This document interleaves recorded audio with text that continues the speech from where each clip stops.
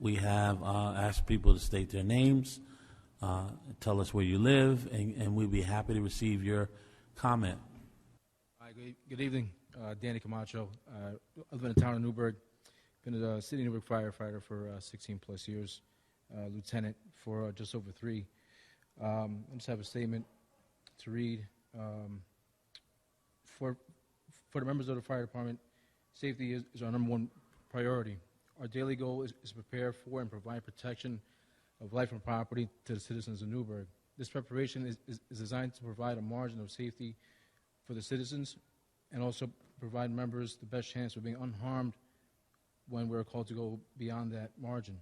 To put it simply, the reduction of firefighters going into those buildings or areas that are immediately dangerous to life and health greatly reduce that margin of safety that citizens and employees should rightfully expect and deserve.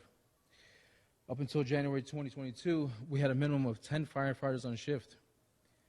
Of those 10 members, which is still well below... Mr. Camacho, yes. I'm asking you to make a public comment, Yes. particularly about this particular item, I not understand. about grievances from the fire department. So I'm going to ask you respectfully and politely to please address the public hearing item that we are talking about, or I'm going to ask you to have a seat.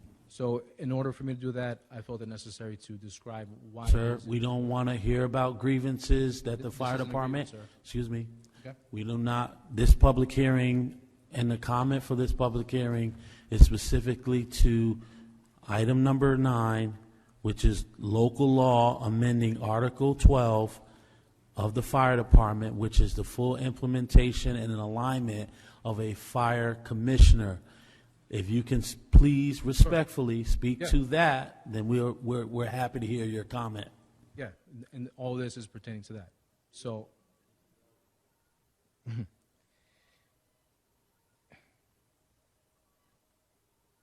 we've gotten to the point where we've reduced the amount of people on the street who are actually in there doing the work and getting into these buildings. So we find it hard to understand the value of a fire commissioner. Okay? With respect to those who, with respect to those whose professional careers have taken them to the administrative role of fire commissioner or fire chief, it is our opinion that adding another administrative position does not add to that margin of safety, as mentioned before.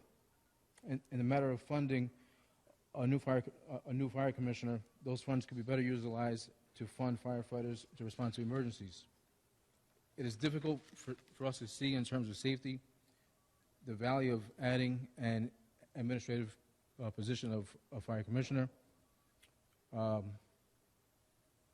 fire commissioner and or a fire chief, as defined by the job description, do not enter a fire building. They do not go in there. So they're not in there doing the work that needs to be done, saving life and property. It's also important to note that part of Article 12, there are 2 deputy chiefs that have 2 deputy chief positions that are not within the union that have gone unfunded for at least a decade or more.